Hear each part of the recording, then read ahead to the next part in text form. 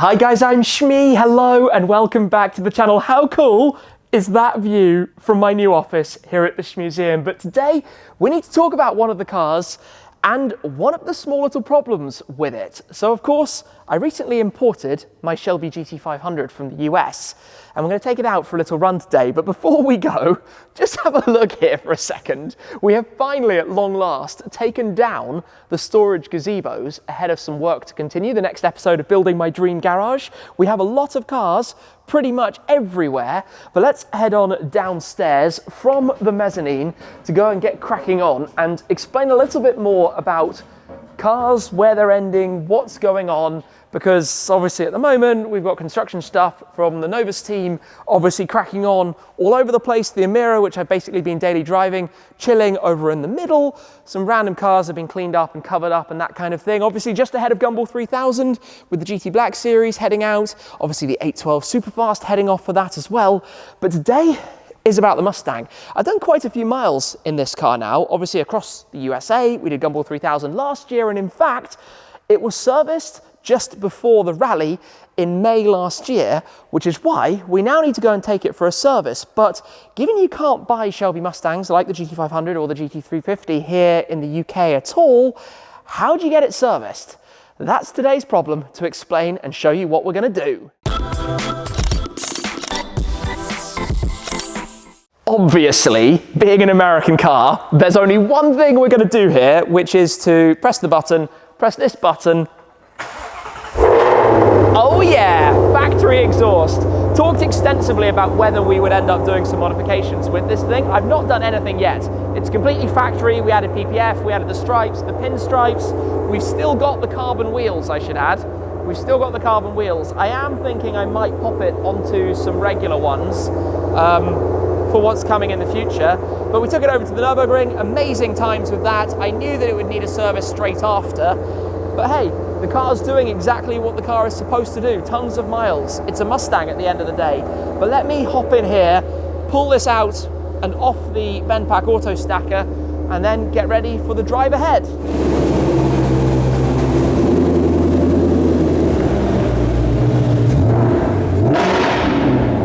Before I talk all about the servicing of this car, we are about to have a bit of a tunnel, which makes a nice change from the little bit of traffic we're in. And of course, we're in my mode, which means exhaust is in full loud setting. And remember, this is a factory exhaust with this dual clutch gearbox, which is fabulous. Second gear, those snaps on the shift. I still haven't done a full sound off between this, the GT8, the SLS, the STO, all of the big engines. And also, like Porsches, if you pull both paddles, it then would allow it to kind of slip.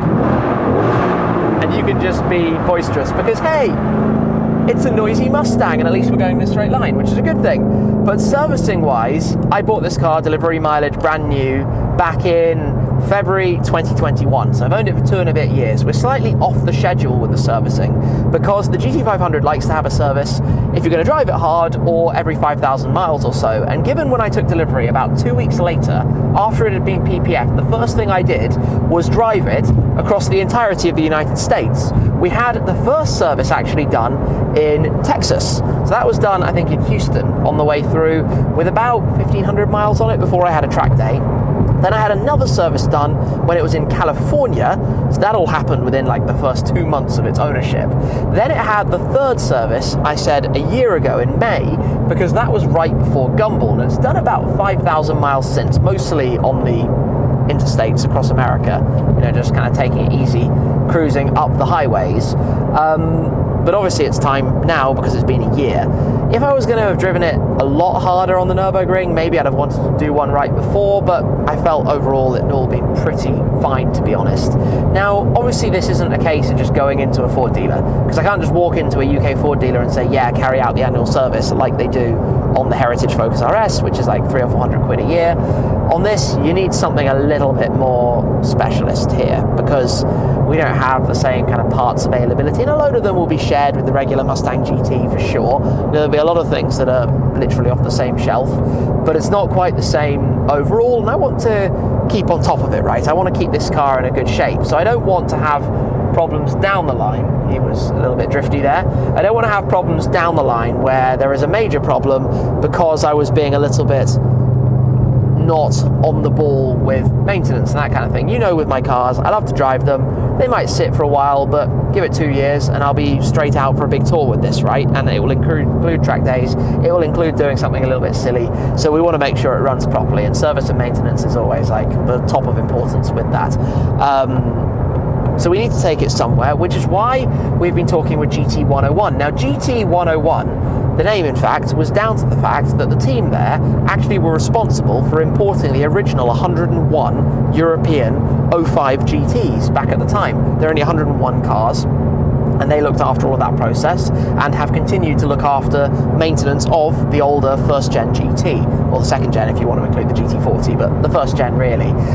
So obviously they do a lot with Raptors, with imported Mustangs, with Shelbys, with all of these kind of cars, which is why for the first time we're going out there to have a look over this car together. We'll pop it up on the ramps, talk a bit about it in general, because you know it's done 13,500 miles now. It's kind of interesting to see how this type of thing is holding up.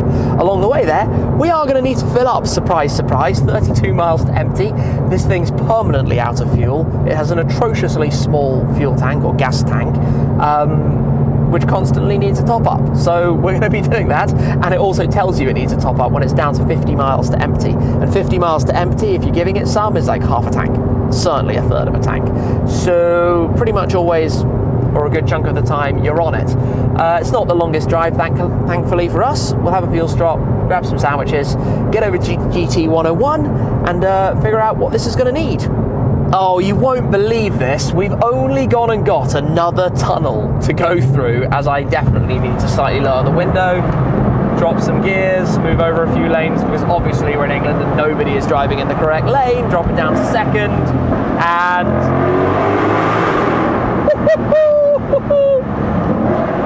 yeah, this is part of the reason why I have no fuel. Oh my goodness. It is just a little bit funny. Obviously also a little bit weird driving left-hand drive here in England, but kind of used to that with the SLS Black, the Ford GT, the Zenvo, this. Is that it? I think that probably is it. I've got 4 left-hand drive cars in the collection at the moment, so it becomes a little bit more normalized. About 20 minutes prior to arriving, we just saw an 05 Ford GT, navy blue with white stripes, going the other way, which is quite exciting, presumably, which had just come from here, I would imagine, given the location and the rarity these kind of things are driven. So we shall arrive up here and get ready to head on inside and go see what we can find, as I nearly go past the entrance. But there are some Mustangs, and there is an 05 GT in white with blue stripes just there. So let's head on in this way and go say our hellos. There's also a Heritage GT in the showroom and a red with white. We'll park up and go say hello and figure what is next. My car is immediately being taken inside here at GT101. We're going to go for a little look around as well, but they will get that up onto the ramp and then we'll figure out what's happening next. But of course on the dashboard it now says service required, exactly as you would expect. That thing looks so cool, just angry, aggressive. I'm here then with Dave. Hi Tim, welcome to GT101. Good to have you here. Well, thank you very much. It's amazing to actually finally come and visit, because you know these things fairly well. We do, yeah. I've personally been working on Ford GT since 2004 when production actually started. I ran the program to convert the 101 cars that Ford officially brought into Europe. We had to make some changes for the various European regulations for noise and lights and so on. And it's always been a part of my function, although at the time I was working for Roush down in Brentwood. They've now moved on, and so I always felt that it was a business that needed better support. So we set this up over 9 years ago now, so quite a while that we've been in here, and we look after probably somewhere around about 70 or 80 of these in the UK, plus cars coming from outside of the UK. Mostly in and around Europe, but yeah, they're lovely cars to work on, which is a plus.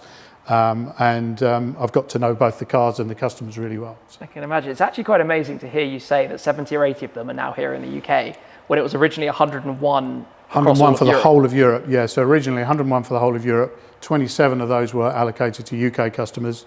That changed a little bit. It depends at which point in time you drew the line, because they held back 5 cars for VIPs, just in case somebody popped up that they needed to keep happy, one of which was Jenson Button. He was allocated a car quite late, and that wasn't a UK car, but he then moved it to the UK. So 27, 28 cars for the UK. I would say 95% of those cars are still in the UK. Very few with their original owners, but some still are. Yeah. Jason, I think you probably know, he's black one. So there are some customers who still drive them, still use them, and have had them since the Ford allocation in 2005, which is... That's really cool, actually. And obviously, that means a lot have been imported. People have done like I have with my Mustang, and you now work with a lot of American imports, I guess. Yeah, I mean, we started the business, the original point of the business was to support the GTs, but that was in 2014. And 2015, Ford, of course, brought out the right-hand drive Mustang, and it was such an obvious thing to add to what we did, because the aftermarket for Mustang, as you know, is absolutely huge. So, and Ford in the UK were only really interested in looking after the standard car, supply it to the customer. Accessories, well, if it was in the Ford book, they might help you, but beyond that, there wasn't a lot of knowledge there. So we were already buying all the parts for these from the States. So, because all the service parts for these come from the US. There's nothing stocked in the UK apart from what we hold. So we already had the logistic sort of framework in place to support going forward with Mustangs. And there's so much aftermarket out there for Mustangs: exhausts and wheels, suspension, superchargers, and so on. And in fact, the superchargers that we fit to these, if you want a bigger supercharger on your GT, would be a Whipple, and we fit Whipple superchargers to Mustangs as well. So, so there's a lot of kind of links in. So yeah, so we started with GT, we expanded it to Mustang, and we've also added in a few other bits and pieces that we do. So we do some Dodge stuff now, Hellcats and so on. So yeah, so there's a range of stuff we do, but the vast majority of it is American, and it's V8. American and V8, exactly. That's the heart of a 2005, 2006 Ford GT. It's actually a show engine. It has got a crankshaft in it, but it doesn't have any pistons or rods, because we've had a look. Just in case. just a useful spares otherwise. So that it's an engine that, when you look at it out of the car, looks too big to go in the car. It's just so wide, particularly on the front end. The front end accessory drive, the Fiat design, is quite a masterpiece of getting all of the belt runs correct. And it's also a useful reminder if you need to work out which side of which pulley which belt goes. Just have a look. But yeah, it's a big lump. So I also like how you have kind of the things from the different GT rallies. And so I've been to a few of the events over in the States with Dave Bannister and the forum guys, they're brilliant events because it brings together everybody who knows everything about GTs, and it's a useful contact for me, because I'm still talking to those guys in the States when we have issues with parts or a solution to a problem. It's great to share it across the Atlantic. Really, it really is useful. So it's such a cool community also. It is, yeah, and we've come up with some, there's odd little things like the centre caps on these wheels. These are BBS wheel, and it has a Ford GT centre cap, which is unique to Ford GT. They're now obsolete, so you can't buy those anymore, and they do deteriorate, particularly with being washed and cleaned and stuff. So we've gone through the process of working with a UK supplier to have them remade, and we now sell those to America because there's nobody makes them. Makes sense. And that's an increasing challenge for a 2004-5 car. As the stocks of service parts that Ford have start to dwindle, you have to look for alternate routes to keep them on the road. The good thing is, as you say, the community is so strong, and there's so many people in the States who are well connected and have the funds to make it work, that we can usually find a solution to a problem. So makes sense. The cars here, for sale, for storage? So the Golf coloured car is one we sold about a year ago, but the gentleman that we sold it to doesn't have room in his collection to fit it at the moment. So he said, do we mind if we leave it here? And it's been here, it's kind of become part of the furniture because it's been here for so long. He does have another one which he uses. Okay. So this is his investment car, but he also has a driver. Because this is delivery mileage. This is 16 miles from new. Wow. So yeah, so the story on this was the customer bought it from a dealer in New York in 2007 as a new car, shipped it all the way to, I think he lived in Devon, and he never drove it. He literally had it shipped over. I think he drove it once from where it was dropped off to his place, and that was it. And then 10 years later, he contacted me and said, would we sell it? And which we have. But unfortunately, it's kind of it's a shame because being delivery mileage, it will probably never really get driven because whoever buys it doesn't want to kind of take away the fact that it's a delivery mileage car. So it's probably going to stay really low mileage for a lot of its life. Wow. The red car is a car that was actually sold through Silverstone Auctions in February to a customer that we dealt with before. He'd had a previous GT and he wanted to get back into it, sent it straight to us because it needed a little bit of service work and a few other little bits of tidying up to do, and that's just waiting for him to collect now. So lovely. Well, yeah, that's the exact opposite. It's had 5 owners. It's done, I don't know, 15,000 miles. That's never been anywhere. So it's good to have some owners who really use them. But unfortunately, as the values go up, customers use them less. Yes, use them less, but people like to keep them in more perfect shape. Absolutely, yeah. There's pros and cons to each, and also from an insurance point of view, if you have an accident in one, you'd have to work very hard to have an accident that's bad enough to write them off now because the values are so high.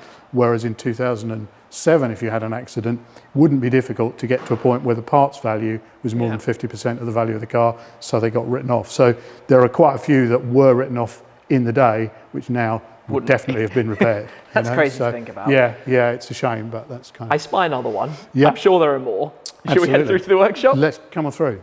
I wasn't wrong, was I? No. Awesome. So... Yeah, so this is just a car that's been in for customer service, annual service and MOT. This is an unusual one. It's a 720 Mirage, which was a limited run of vehicles built in 2008. With the intention of building 10, and this is number 3 of 10, but that was as many as were ever built because 2008 happened, supply of new cars dried up, and so we never got to beyond 3.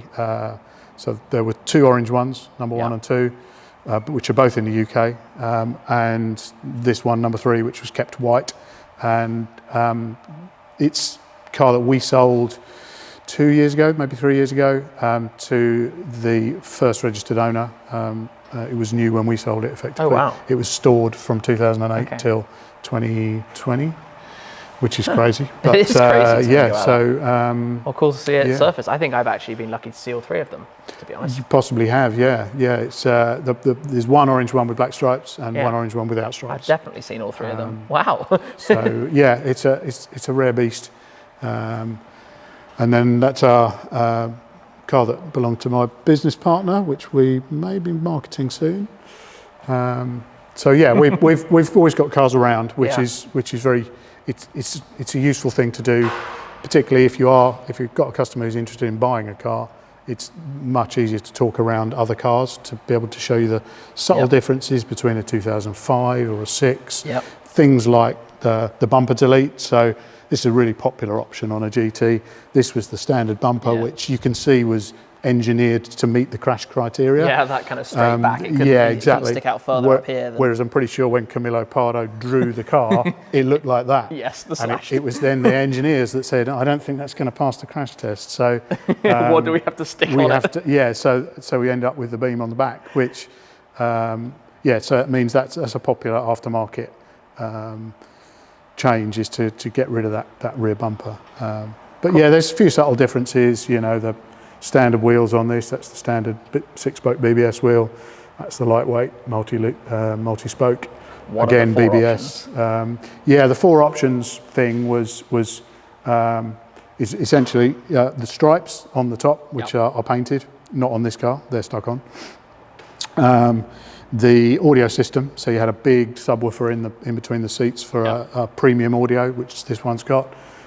Brake calipers colour, standard calipers are black. You could have optional red or tungsten, and the wheels with a 4th option. So easy to spec compared to now. Absolutely, yeah. There was no different interiors or different power. It was fundamentally they were all the same car. And when we came to do the 101 for Europe, it became even simpler because they didn't want the complexity in the plant of dealing with those 4 options. So they said, right, you can have 2 options. You can have stripes and you can have wheels. That's it. So if you were Mr. Clarkson specifying your car in 2005, you really only had 2 boxes to either tick or not tick. I didn't know that. So none of the 101s none of the 101s have calipers or the sound system. Exactly. They all had black calipers. The sound system, the reason behind that was the Macintosh audio system, which is a well-known brand in America, but not really a very known brand in Europe. The head unit on it works as an American tuner, so it stops on 98.7 and 98.9, but not 98.8. So as a radio, it wasn't terribly useful in Europe. No. And Macintosh at the time, I think owned by Clarion, weren't interested in, because we're talking 100 cars. They said, no, we're not doing a different one for you. Whereas the standard audio was actually badged as a Rockford Fosgate unit, which again is a brand that means nothing in Europe, but did mean something in America. But it was made by Sanyo. And Sanyo said, yeah, we've got a European tuner for that. We can put those in. So you could get the standard head unit to work as a European radio, but you couldn't with the premium audio. It's interesting that the other side of that is that most customers, if they had the choice, would probably have gone for standard, because this thing robs so much room in the cabin, and there's nowhere to put anything. So that's where you could squeeze a little backpack. There's nowhere to put your sunglasses or your phone. Whereas on the standard audio, you get a little cubby hole there, and you can just put your phone in. So there we go. So yeah, I've learnt a lot today. like I said, stopping me talking is the challenge, not the other way around. Before we get to my car, very quickly. Yeah, so that's original GT500 2007, which belongs to a local customer of ours. Brings it in for various bits and pieces, and we're just waiting for some parts to come in for that, and then that will head back. And I think he's planning on doing some track days. I'm not sure whether it'll pass any noise tests, but that's what he's planning on doing with it. I took this to the Nurburgring last month, right? And I was genuinely worried if it would get past, because even they have 130 decibels is the limit at the ring. Right. Okay. And but it did. I didn't get kicked off. Yeah. I mean, talking my car, obviously. You guys know exactly what you're doing. There are a handful of these here in the UK. That's right. Like it's maybe 10 cars or something. It's not exactly a lot of them. It's very small numbers. I think predominantly because of the price in the US is dictated by the dealers rather than being dictated by Ford. So the dealers are charging rather a lot of money compared to what the list price is. So it makes it a difficult proposition bringing it in when you add the VAT and the shipping costs and all the rest of that to it. I got lucky to score this without a dealer markup back at the time. That's unusual. Mileage car. Yeah, it was very unusual.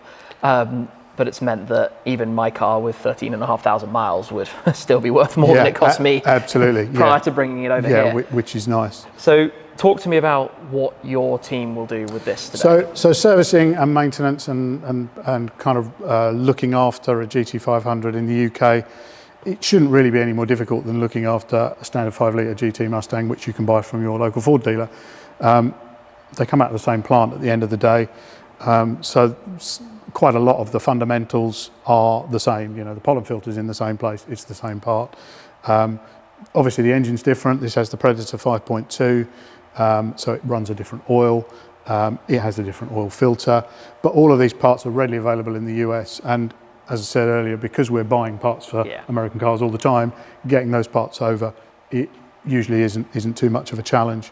So we'll do the same as we would if this was a European car, in that it'll probably end up being a oil and filter change, probably a pollen filter, and then we'll just check everything else, see if there's anything else that looks like it needs addressing. So we'll check brake fluid, water content, we'll check the coolant level, we'll check wipers, just the basics. It's a long list of things that you check, but it's the same things that you would check whether that was, Yeah. you know, whether that had come from Dagenham or had come from the States. I think the key difference is, though, if I turned up at a Ford dealer here with this, they would look at me and be like, I don't know what to do with this. They would struggle because some of those differences, left-hand drive to right-hand drive, there are some differences, and certainly this car it was never even vaunted that they would ever sell it in Europe.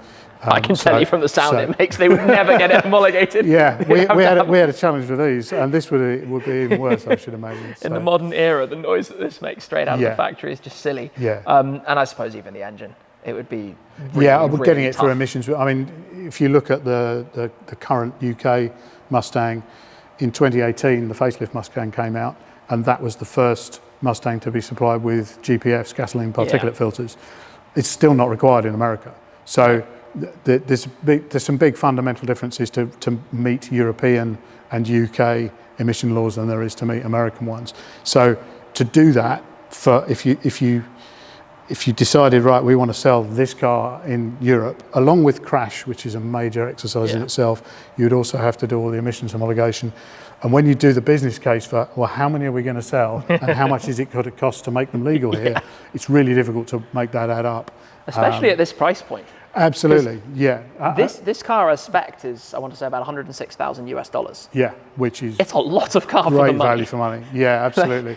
And it was the same conversation we had with the GT with Ford in 2005, because that was never homologated for Europe. So we ended up doing effectively single vehicle approval in each territory, because it was the only way that made sense. And if the single vehicle approval standards are usually easier to meet than the homologated COC type requirements. So you could understand people bringing them in, so dealers bring them in and they get them altered and approved, the lights and so on. I mean, that's kind but of that's easier to do, whereas to do it as a Ford and bring it in officially as a Ford would be a monumental task. So wouldn't really happen. and that's why we have never seen GT350 or GT500, you know, through the UK channels. Official capacity. Unfortunately, well, should probably let the guys get cracking on with this. Yeah, we'll get it up on the ramp. We'll do the checks and changes and get it refreshed and get it back on the road for you. With the car up in the air and of course the front wheels off, so the guys can do a full inspection, take a look at everything. Rear wheels are tucked in back there. This is the original air filter, which has probably not been changed to date. It's certainly looking rather filthy and disgusting compared to the brand new one that's going to be going in. But this is the thing, right? To get the right parts, to make sure we've got all of the right gear to go in. That's just really quite grimy and not very pleasant. But obviously there's a lot on this to take a look at, and the car, safe to say, has had some pretty good use in its life to date. So running through everything, checking over, making sure we're in a good place.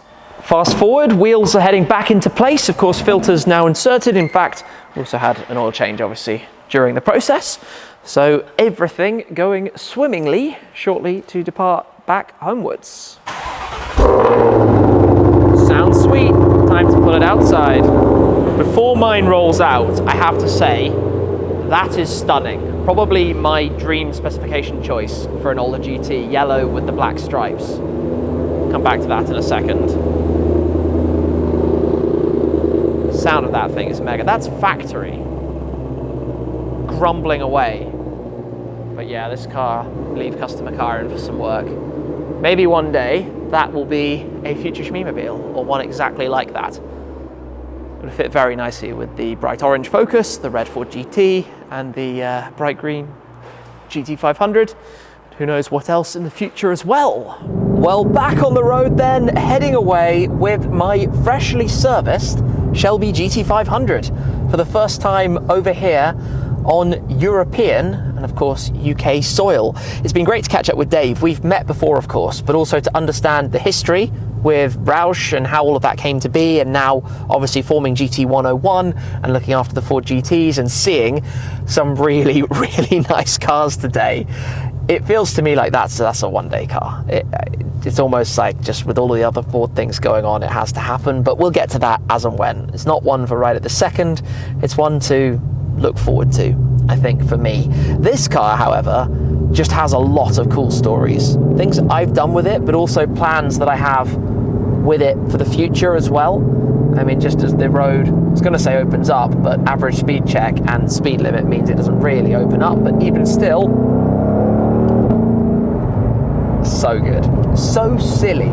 So absolutely silly and absurd, but fun. And that's a big part of what these things should be all about. Obviously coming out to GT101 because this needs servicing, well, probably every year, and then other cars I'm going to be buying are going to be servicing also probably every year, and who knows what else, if there's an 05 GT in the pipeline in the future as well, that kind of thing. It's great to have a contact and a place to go and know that it's in good hands, you know, the right expertise between Dave and the team there, and just access to the right parts, the right network, able to ask the right questions, find out the right things, and just get it all done in safe hands. Because at the end of the day, that's kind of what you need with these things, especially high performance 760 horsepower Mustangs, just to make sure they're all on the straight and narrow and doing it as they should. For now though, I guess it's going to be a bit of a cruise for us back to base to get the Mustang back to the museum. The GT500 is back, parked up on the lift, ready to be lifted, literally. Of course, normally the Focus RS would sit up top here and the GT500 would sit underneath, but the Focus RS is currently living at home. It's basically one of my daily get-around cars, so it's in operation for that at the moment rather than living here. It will be back again at some point, I'm sure. And also, you'll notice we've been testing a little bit what's going on here, just taking some photos with this painted floor that Cure did, because it's so fabulous and it creates some awesome photo spots and opportunities. We're just kind of playing around a little bit and also thinking about what we can do when perhaps space might run out a little bit down the line. Who really knows? Obviously there's a lot of construction and things at the moment, and there's a lot going on here. In fact, I'm picturing some cool photos with that whole background, which is going to be really quite awesome as well. So that's coming hopefully not too long from now, but great to have this fully up and running, to have given it its first service here. I'm pretty sure that's going to become an annual occurrence, hopping out to GT101 with the GT500. But that's pretty much it for today. Thank you to Dave and the team over at GT101. Really appreciate their help with all of this.